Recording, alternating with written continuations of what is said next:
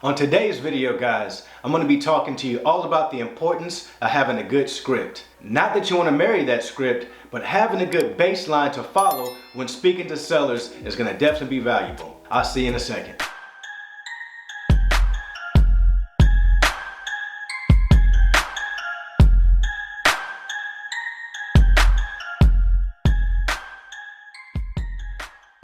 Hi, I'm Sean Young, virtual wholesale investor, mentor, author, and all-around go-giver, and I love everything real estate. If you're new to the channel, go ahead and smash that subscribe button so that you never miss an episode. And if you're true to the channel, go ahead and click that bell so that you get notified when all these new hot videos drop for you guys. The good old script. That's right, guys. You're definitely going to need something to help guide you through your conversations when you're speaking to sellers. So today I've got a treat for you.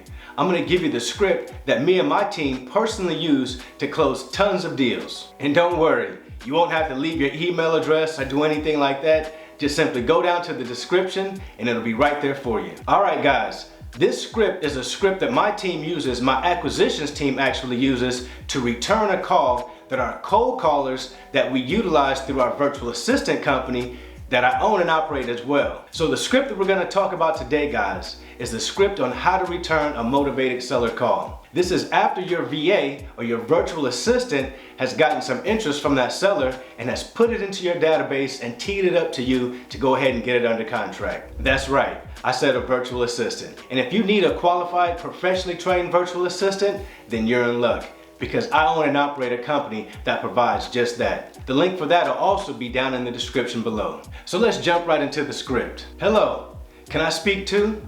My name is Sean. You spoke with my assistant Sheila about your property at 123 Main Street. Sounds like I caught you in the middle of something. And sound like you're kind of pulling away and that you can call them back later. So here, they're either gonna say one or two things to you.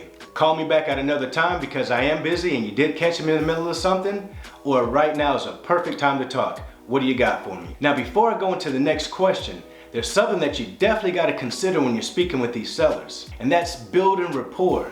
They're going to do business with people that they know, like, and trust. So get them to know you, like you, and trust you. When opportunities come up for you to have a conversation with them, do just that. If you hear kids running around in the background, make sure you make mention to them. If you hear a dog barking in the background, don't just ignore that and keep asking those questions like you're a robot, because that's what the novices are doing out there. Set yourself aside from those novices and be the professional and have an actual conversation with them. It'll go a long way. So the next question that you want to ask your seller is, can you tell me a little bit about the property? And as they're speaking, you want to be taking notes. Next, you're going to say, wow, that sounds like a great property. Why would you consider selling it? What were you going to do with the property when you first bought it? Next question is, what do you think the property's worth? And this is where you want to definitely be listening to what they're saying. They're going to tell you one or two things here. They're going to say, you call me, you tell me what it's worth, or they're going to definitely tell you what they think that property is worth. Once they give you that number, you want to say, well, how did you arrive at that number? Listen to what they tell you. Never be combative. Never think in your head, wow, this person is crazy. They want all this money for their house, and all they did was add a new roof? Wow. No, you never want to do that, guys. You always want to think in terms of we and us, and how can we solve this problem together. Next question you want to ask, Mr. and Mrs. Seller, on a scale of 1 to 10, a 10 being an HD TV that you see in those fancy shows, and a 1 being a teardown, where do you think your property falls in between that line? This is important information, guys. Let's just say they have a 7. What they've done is just given you permission to basically discount that property down 30% off of their asking price, but you keep that one in your back pocket for a later time. Next, the property is free and clear, right? And you want to make sure you say it just like that. You want to say it as a matter-of-fact type of a way, because it's going to prompt one or two responses. That seller's going to say, oh yeah, it's all paid off. Or they're going to say, oh no, I owe X amount of dollars still. So that's a great way to figure out if that property is free and clear or if there's still a mortgage on that property. Next up, in my opinion, can be the most important part of the script. So make sure that when you say it, you make it yours. You don't have to use my exact words, but understand the concept that I'm trying to get across. And again, make it yours, guys. Sound natural. All right, here we go. If I could pay y'all cash and close quickly, what would be the best price that you would consider? if I paid all the closing costs and there weren't any real estate commissions to pay? Now let's just say they throw out a number and they say $50,000. No matter if you know that that's a smoking deal or a horrible deal, what you're gonna say is, 50,000? Is that the best you can do?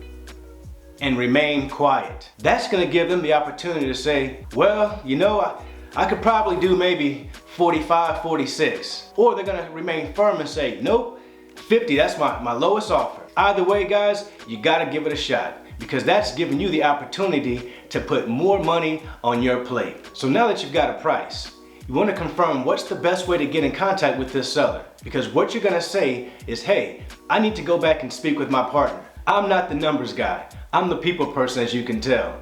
That's why we're having this great conversation. So let me speak with my partner, run these numbers, and give you a call back. Is this the best number that I can reach you at? And then that brings you right into the final question, which is, hey, the email address that I have here for you is X, Y, and Z. Is that correct? Now that you've confirmed their email address where you can send an offer, let them know that you'll be giving them a call back shortly after you crunch those numbers as you stated earlier. So now the next thing to do is let that seller know that you're gonna be exchanging a large amount of money in a short period of time.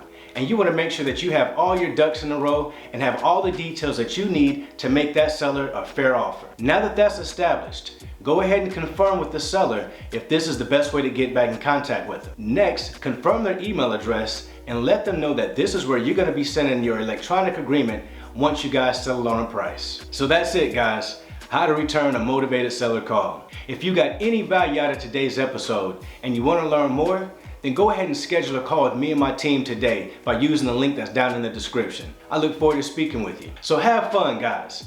Go out there and talk to as many people as you can. Remember, this is a numbers game. So the more people that you talk to, the better your chances are at having success. And remember, guys, help me, help you. Help us all. I'll see you on the other side. With this crown on my head, I'm seated on the throne. The top is so alone. Only thing that keeps me going is I know my city love me.